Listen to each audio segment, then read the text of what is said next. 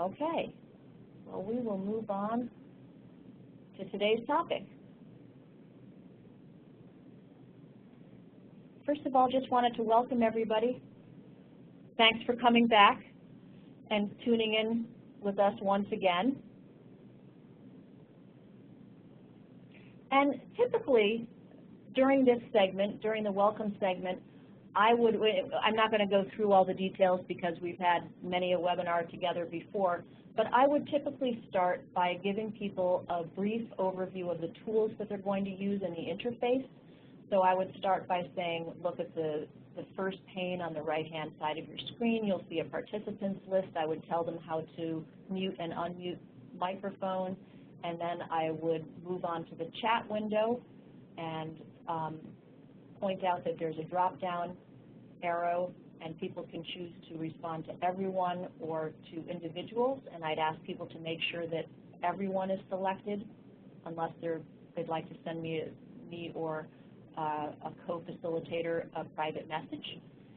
And then I would ask people to try out any tools that I'm asking them to use, whether it's a hand-raised tool or in this case it'll be a chat. And this kind of serves as an icebreaker and a test to see whether they can use the tool. So I would ask people to share one interesting fact. So let's try that one just for the heck of it. If you could share one interesting fact about yourself or one interesting experience that you've had and type it into the chat.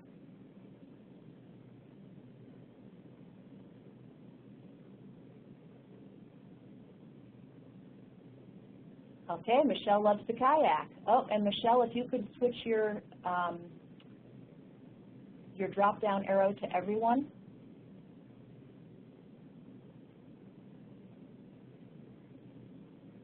Wow, Matt, you worked in a coal mine during the summers. Nicole plays the trombone. Brooke, who's been living internationally for many years, likes to drink right out of the faucet. Bonnie, you're a licensed ham radio operator. Interesting. Roger, you play guitar. Your cat needs attention. Was that wasn't the cat making the duck noises though, Vivian, huh?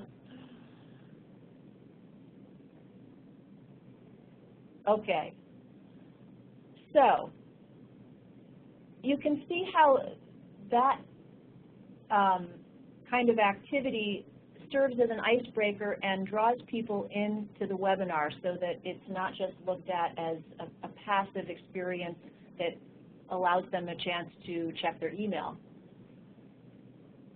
So today on the agenda, we'll look at ways to engage participants in a webinar, some training approaches to use, and a few tips about the technical aspects. Here are the learning objectives. And now I'd like to find out a little bit about your experience with webinars. So on the right-hand side of your screen in the third pane, you should see some poll questions. If you could go ahead and select an answer to those.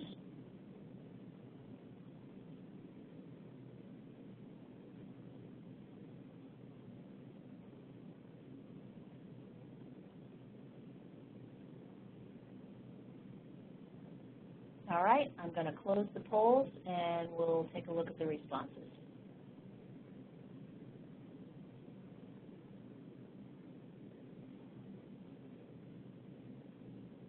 And it's still loading, so we have about 8 more seconds.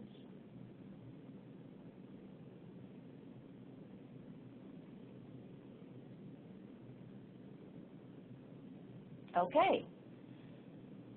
So it looks like more than half of you have conducted training webinars, and it looks like you all have about a little less than half have participated in 11 or more webinars, and everyone has participated in at least one webinar, one training webinar. Okay, so let's look at your experience. Those of you who have conducted training webinars, chat in the chat box what your experience has been. Was the feedback positive? Was it well received? How did you feel as a presenter doing training by webinar?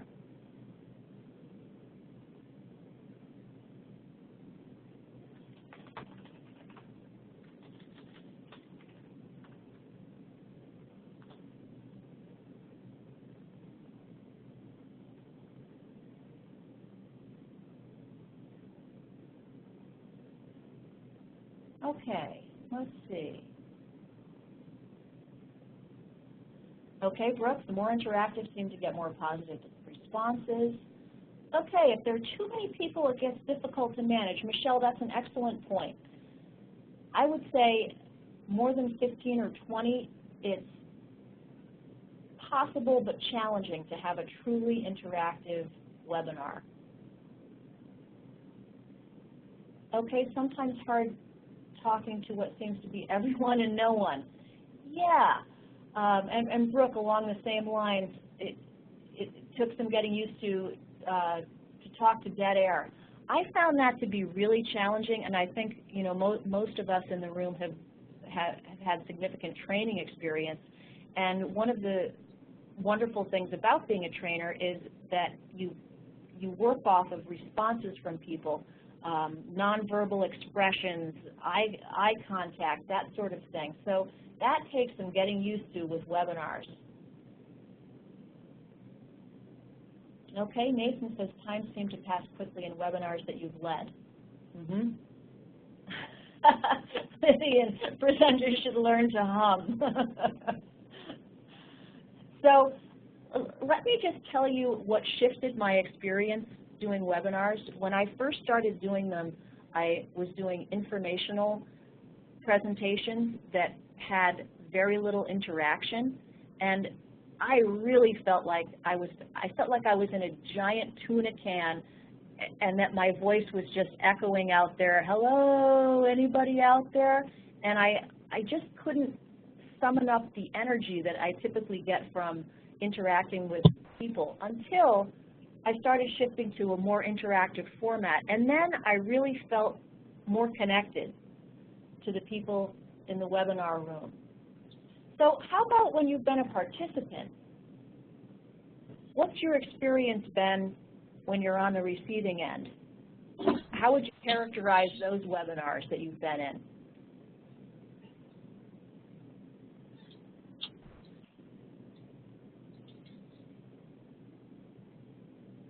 Anybody? Okay, yeah, Michelle, if there's interaction, it can be great. They're such a convenient tool, but no interaction, pretty boring. Ah, yes, Nicole, some keep you busy. So let's talk about this part, about keeping you busy.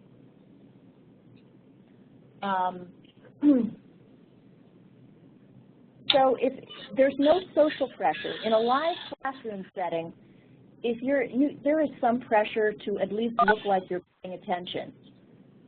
But in a webinar, there isn't that control. So you kind of have to find other mechanisms for keeping people from checking their email. And Vivian, it's more fun when you have a sense of who the other people are. Yeah, and a goofy little icebreaker like sharing something interesting about yourself, I think can go a fairly long way toward increasing the sense of connection among participants. Sometimes, depending on what the webinar is on, people will do some introductory polls to find out who's in the room, what their backgrounds or interests are. And Jerry, getting used to not having face-to-face interactions definitely does. Okay, so what's the fix in terms of keeping webinars interesting and engaging? One is to minimize the amount of lecture that you're doing.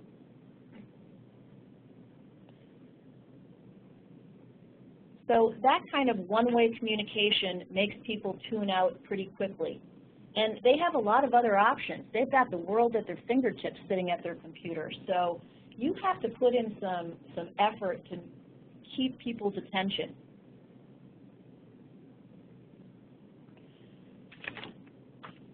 So boring slides, one bullet point, another bullet point. Sometimes it's unavoidable. If you have some content-heavy information that just doesn't lend itself to visuals, you just can't avoid it. But where possible, include images. Sometimes your audience also wants some bullet points to take away with them. Sometimes I just put those in the notes field so that people have the content, but I'm displaying an image. Okay, images and graphics. The brain feels good looking at these, and it captures people's attention. Intonation. In webinars, you don't have the usual arsenal of nonverbal communication tools at your disposal that you do in a stand-up situation. So a monotone is even more deadly because it's one of the only things you've got is your voice. Two-way communication. You'll see throughout today's session that we've built in a lot of opportunities for two-way communication. It becomes more of a conversation. And to Nicole's earlier point, it keeps people busy and learning. And I had one more point to make about that. You know, I will say one positive thing from a trainer's perspective about webinars, you can look at your notes all you want in a webinar. Okay, so I just admit I lost my train of thought for a second and I thought, wait a minute, I've got it all written out here. That's one real advantage of webinars. So on this slide I have, it creates energy, that two-way communication. Doesn't it feel more lively when you start off with two-way communication? Makes people feel involved, keeps them focused, and it adds an active learning element because you're constantly asking questions.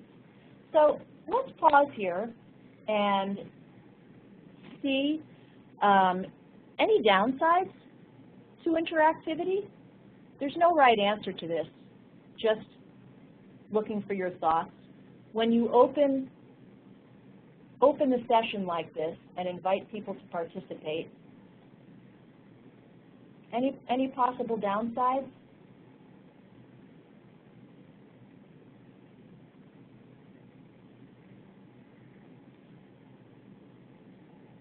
Okay, Michelle, sometimes it's difficult to keep track of the chat. Yeah, and that's also a function of how many people are in. And Brett, yeah, technical difficulties. Yep, that can happen. Okay, Nicole, yeah, you get ramblin' rows or an over-communicator who is chatting something in the window even when you're not asking questions, and that can be a distraction. But I haven't encountered that too many times. And Vivian, any activity takes time. Yes, that is true. You can cover less territory in the given time if you're not just plowing through bullet points. However, I would guess that the amount of the key points that people actually retain and are able to apply is greater. Okay? So I'm going to do a little demo of a mini training webinar on increasing employee motivation. And the learning objectives for this are here: influencing employee engagement, actions that managers can take to enhance employee motivation. Okay, so what I'd like to hear from you is if you could list 2 factors in the chat window that positively affect your motivation at work.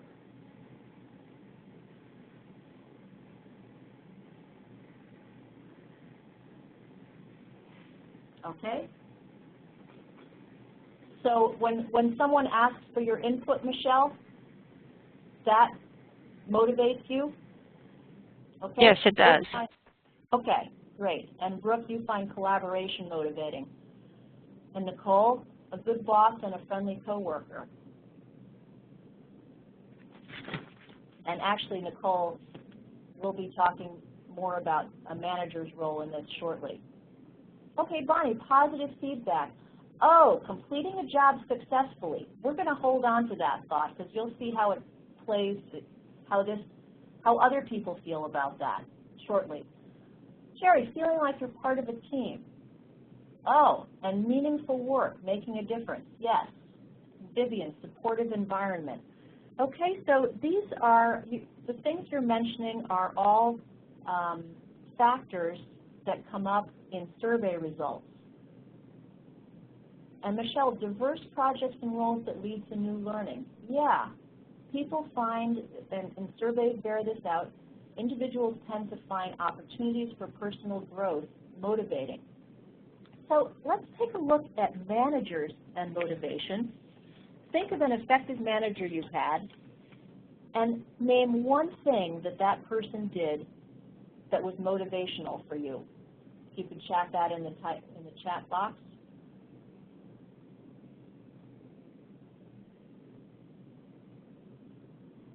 Supporting but not in a way, so not micromanaging, but supportive. Yeah, praising work. Yep, recognition comes up in survey after survey. Oh, recognize a piece of work I did for other stakeholders. Oh, that's an interesting twist. Kind of gives you more visibility. Okay, valuable critiques. Yeah, somebody taking the time and effort to think about you. Okay? Now, think about a less than stellar manager that you've had. And type in one thing that they've done that was demotivating for you.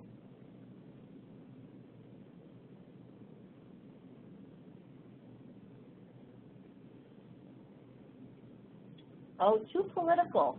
Oh, that's an interesting one, Michelle. Brooke didn't seem to trust my ability, micromanaged every project. I shopped online while I worked. Nathan, I've never seen that one. Sat around and played politics instead of working. Huh. Okay. You never knew what the person wanted. They changed their mind all the time. Oh, that's an interesting one. So unclear goals set. And then you feel like you're not meeting the goals, but you don't know what the goals were. And Matt has a similar comment. Yes, vague direction. So goal setting comes up in organizational behavior literature a lot as something that's a key item in terms of effective leadership and management. Okay, so let's see what some of the surveys out there have indicated.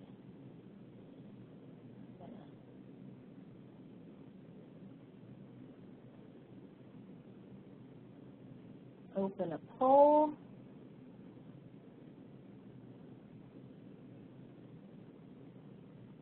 Okay, you should see a poll that says, in a 2009 McKinsey survey. Can everybody see that? Nobody's answering. So, oh, here we go. It should be on the right side of your screen, the very bottom pane. So which one of the following was not identified as one of the top 3 non-financial motivators? Not identified.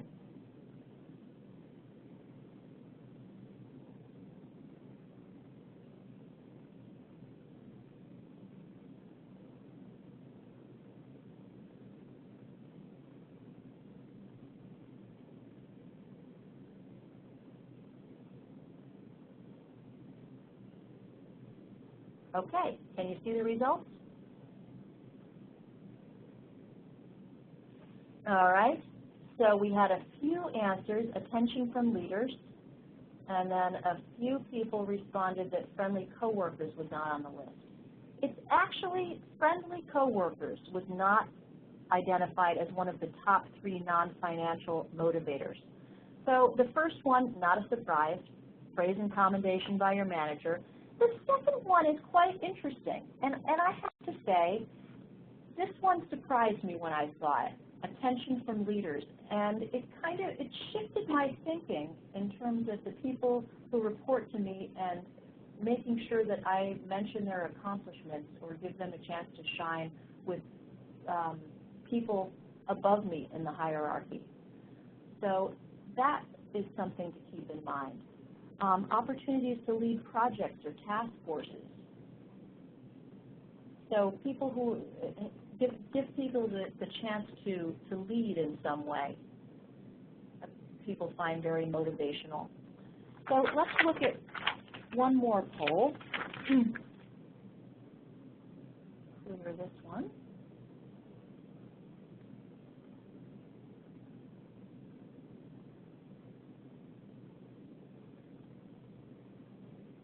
Okay, so this one is a 2010 Harvard Business Review study of factors that affect employee morale motivation. All of these had a positive impact, but which do you think had the most significant positive impact?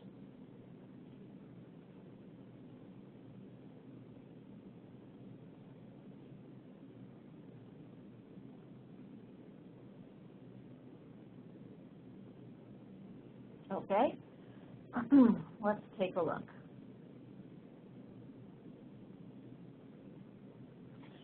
So I see the majority of you answered recognition. And this is the way I guessed, too, when I first saw this study. And I was wrong. So 2 of you chose C, progress and achievement. And you would be correct. So, and of course, you know, individuals are all different. And that's another aspect of employee motivation, is finding out what motivates the people who report to you, and making sure that you address their needs, because there's variability. But overall, progress and achievement was a bigger motivator than the other factors. So isn't that interesting? So that points to setting people up for success and making sure that they have, that people who report to you have opportunities for growth and achievement.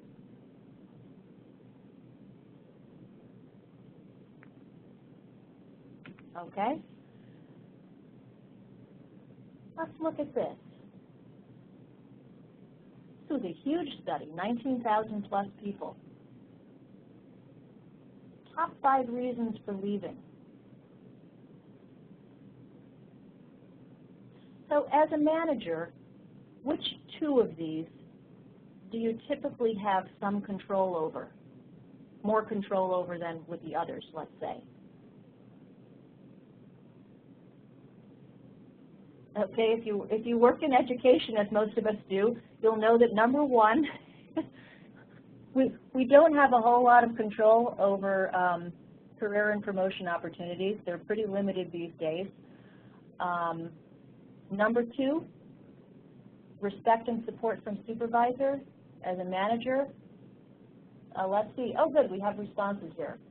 I was not paying attention. Okay, number 2. Definitely, you have control over that. Number 5, possibly. You can develop leadership skills. And Brooke, number 4, yes, number 4. I would say that number 2 and number 4 are probably the ones you have most control over. But number 5, yeah, you can certainly work on your leadership skills. But it's not a big stretch to be more respectful and more supportive. And you're usually able to rearrange job duties so that people have a chance to learn new skills. So let's take a look at some of the ways that people can enrich jobs, to use use organizational behavior speak. You can change the type of tasks that someone does. You can give people tasks for which they have an affinity. For example, I worked for a healthcare guideline company for a few years, and there was a young woman who was doing some very basic project coordination work. However, she had a real affinity for writing. So we decided we needed a newsletter for our customers, and we asked her if she might take that on.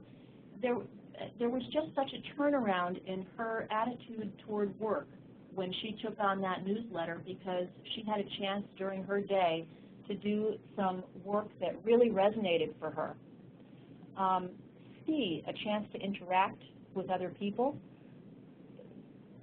Giving people an opportunity to work with a different work group, for example, outside of your immediate team, can be very stimulating. And D, letting people know how their work fits into the big picture. So, looking at this list, if you're in a management position currently, think about what you might do for one of your employees to enrich their jobs. If you're not in a management position currently, think about ways that your manager might enrich your job.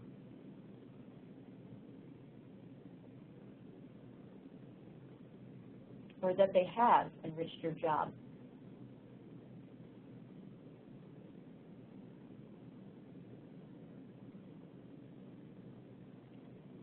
This one's not getting too much activity. Let's see. Okay. Yeah, Nicole, allow you to pursue your ideas. Yeah, saying, hey, run with it. Flexibility. Matt, open avenues for communication. Yep.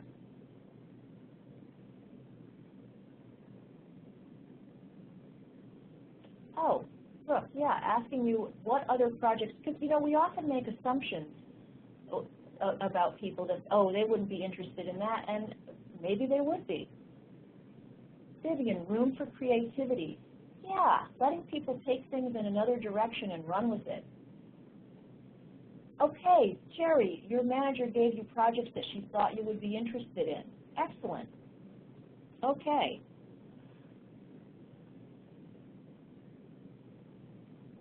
All right.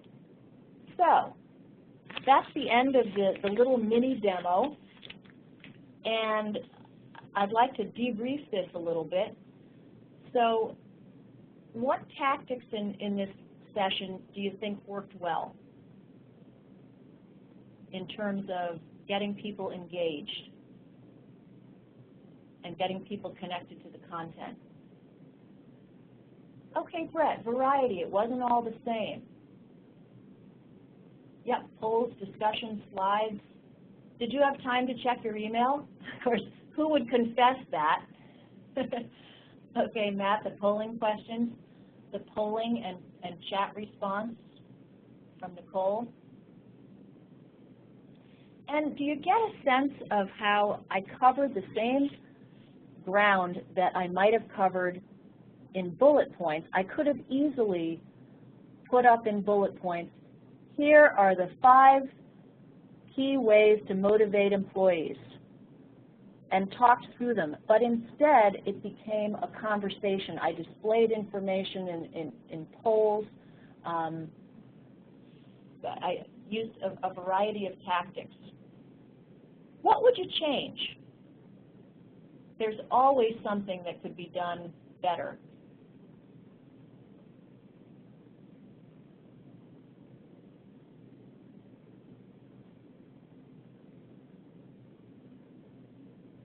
Well, let me ask you this. If those of you who've conducted webinars, are there other tactics that you've used in webinars that you'd like to share with people?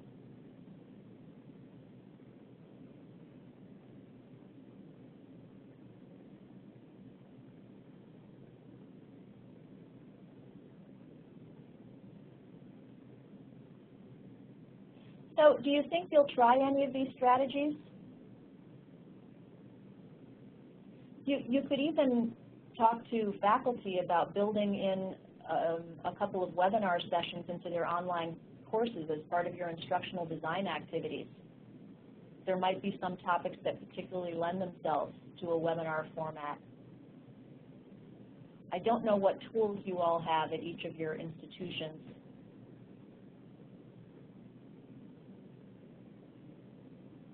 But I know most Washington State institutions have some sort of webinar tool at their disposal. So just a quick overview. An icebreaker, giving participants a voice and a chance to share and shine.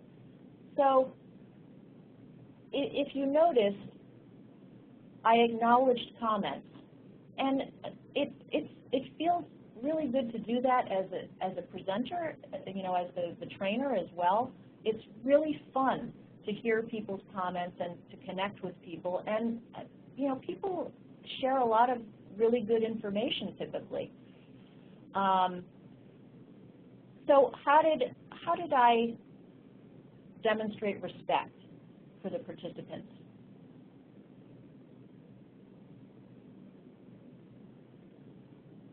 Anybody? Chat in the chat window or unmute your mic. One thing that I didn't demonstrate that is kind of fun to mix it up a little bit is if you have a small enough group, have people use the chat box most of the time, but periodically have people unmute and share something verbally, just for variety's sake. And as I mentioned, I tried to make sure I acknowledged people's comments, so that is, you know, a way of showing respect for people's opinions. I tried to build. Hey, Margaret. Yeah. Hey, I think we're all responding to you, but you might not be seeing our chats. We've responded to the past couple of questions, but maybe it's not expanded enough on your screen. Oh, you are right. Thank you, know. Brooke. I'll get rid of my polling tool. Oh, okay. There we go. Yippee! Yes, thank you, Brooke. I was wondering, was Margaret ignoring all of us? Great facilitation modeling. Okay. Let's see. Oh, and Brett had a tip. Yeah, discussion during dead space of polls. That's a really good point, Brett, to make sure something's going on, because sometimes the polls take a little while. Okay, Brooke, I validated responses. I acknowledged people's points. Used people's names. Okay, and I also tried to build in some relevance. So the adult learning principle of getting learners to connect the content with what they know and their own experience. Tried to build that in and creating active learning opportunities. Instead of just plowing through 5 bullet points, I asked you which one is correct. So you had to think about the material. How does it relate to you? What are your thoughts on this? That sort of thing. So let's see. Vivian, maybe you could do a Jeopardy form of music during the polls. That's a really good one, Vivian. And the polls, they are tricky because, well, you know what? I'm going to wait and have Nicole give you a tip that will address that. I'm going to turn that over to her right now, and Nicole's going to talk to you a little bit about managing the technical aspect. Let's see. Great. Thanks, Margaret. I love going through what you covered, Margaret, about interactivity. It's such a great reminder. So now we're going to jump to the technical side, because we all know that a successful webinar isn't something that just happens. It requires a lot of planning before the event and the coordination of people and technology and activities on the event. So trying to get your head around that and make sure everything is in line for the actual day is worth some upfront time beforehand. So let's talk a little bit about those technical difficulties. And I think many of us will remember these from the old TV stations. Please stand by. So let's talk about what we can do to minimize those or be prepared for technical difficulties when they do pop up in a webinar. And the first is always schedule a dry run. You'll want to schedule a dress rehearsal for your webinar or your training a day or two before the event. This allows not only you an opportunity to practice in the actual platform, but it allows anybody else who will be working with you, a person kind of running polls or another presenter, to go through and practice timing, the coordination of activities, so that they will run smoothly the day of. And I think it's really important here to point out that even though webinar platforms are very similar, you'll find similar features: polls, chats, whiteboards, the ability to play video or share controls. How those happen behind the scenes can be very different. And what's really surprising is that even in a particular brand of webinar like WebEx, those functions can vary by your license. So a more expensive or inclusive license might allow a much broader use of the tools than, let's say, a very restrictive license. So it really helps to play in that webinar platform that you're going to be using prior to the delivery, just because things are a little bit different. Even just transferring controls between one presenter to another can be troublesome. And so that takes us to the second part, which is best to have a buddy. And as you see that we've got a couple presenters here, and Margaret, as the main presenter, was also managing the technical aspects, clearing the chats, running the polls, loading and unloading things. And it's wonderful to have someone who's very fluent in that, so that things tend to run smoothly. So whenever possible, and sometimes it's just not possible, but when possible, bring a friend. It becomes a lot easier. And you'll want to think about arriving at least 30 minutes prior to your webinar start. This allows you to upload your materials, test any links, test your audio, and help people troubleshoot audio when they enter. And also welcome the early birds. There's some folks, particularly when webinars are, first off in the morning or right around lunch, there are people that will log in and kind of go mute and eat their lunch or drink their coffee while they're waiting to get started. So you'll have some early birds, and it's great to be there to open the door and welcome on in. And 4, practice breakout rooms with real people. We found this one out, and I'll even expand this, and say that not just breakout rooms, but polls, whiteboards, any of the feature-rich activities in a webinar, it's really great to practice those with real people.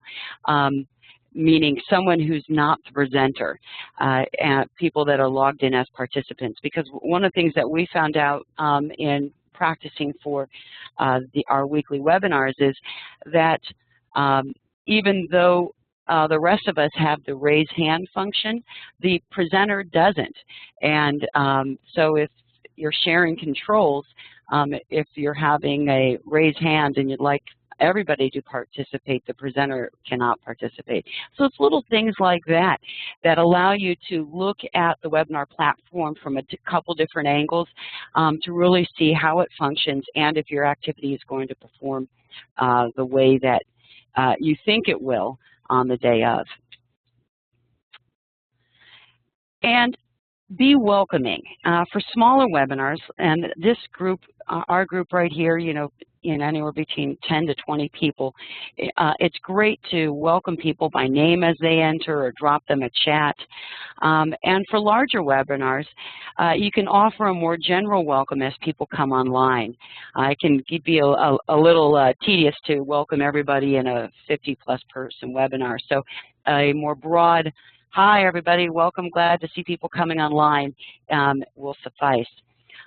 It's also nice to let people know when you'll be starting, particularly for the early birds that are there.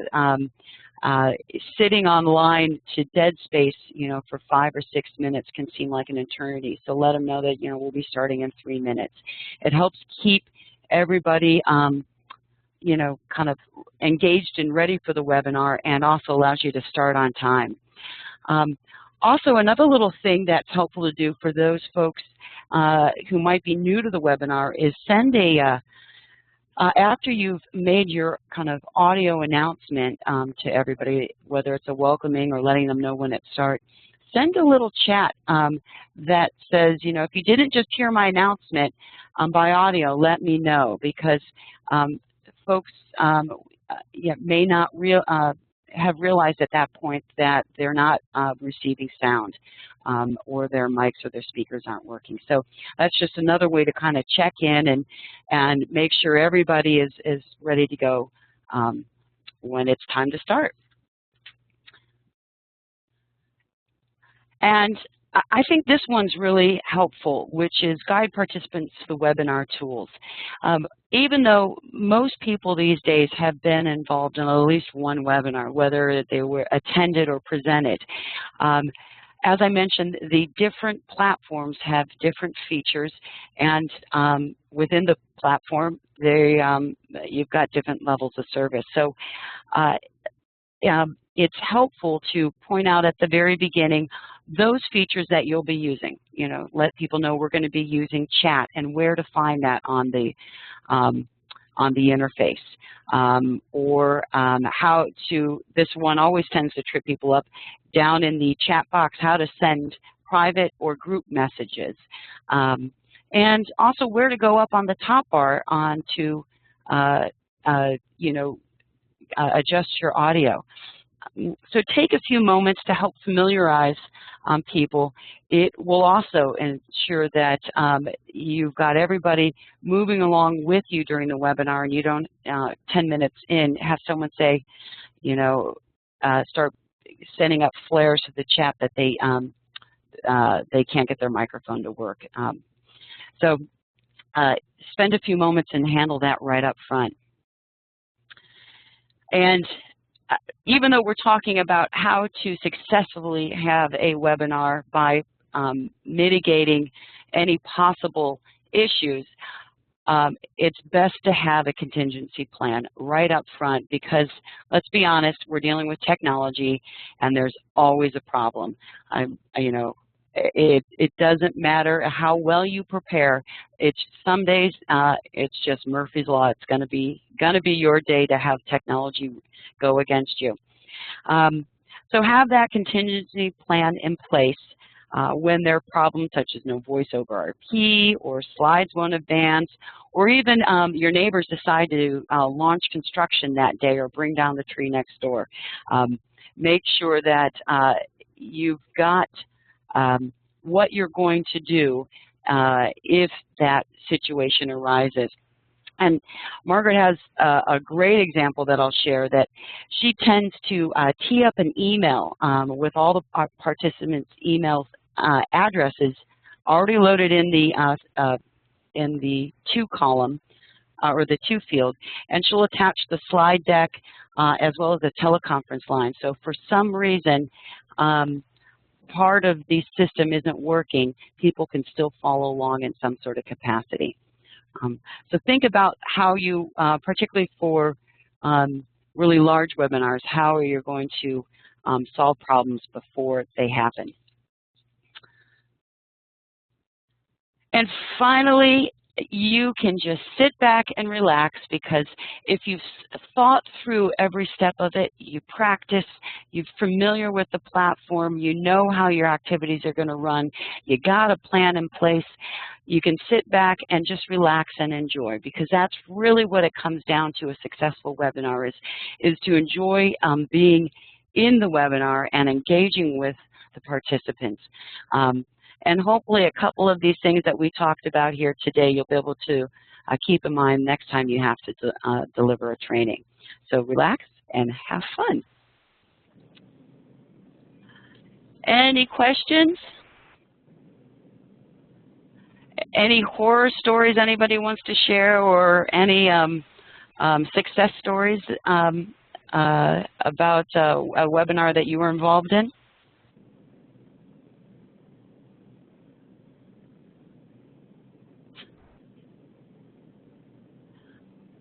Yeah, then you all are very lucky.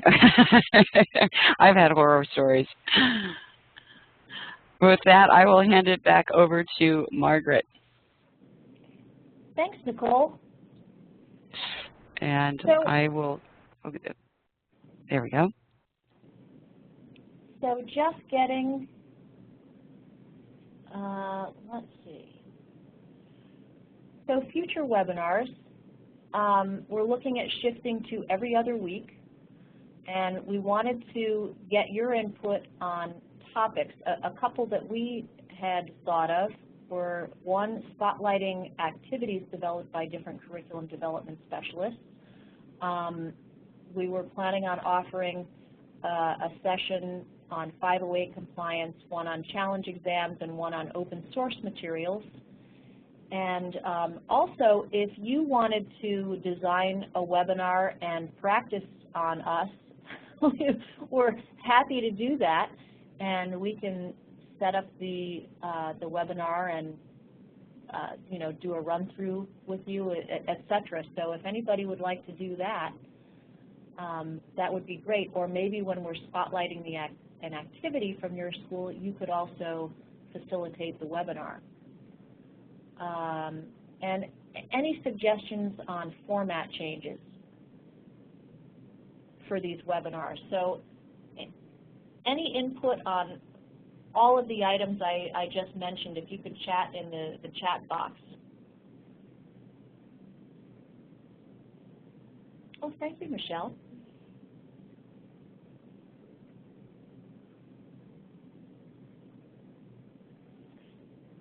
So does every other week sound fine to everybody? Okay, thanks, Jerry. Any other topics that anybody would like to see? Okay, and if something occurs to you, a topic you'd like to see or some change in format, just drop me an email. All right, well, that was all we had today. So if there are any last-minute questions or comments before we sign off. Well, thanks so much for being active participants today. It was fun. Thank you. All right, take care. Thanks. Bye. Thank you. Bye-bye.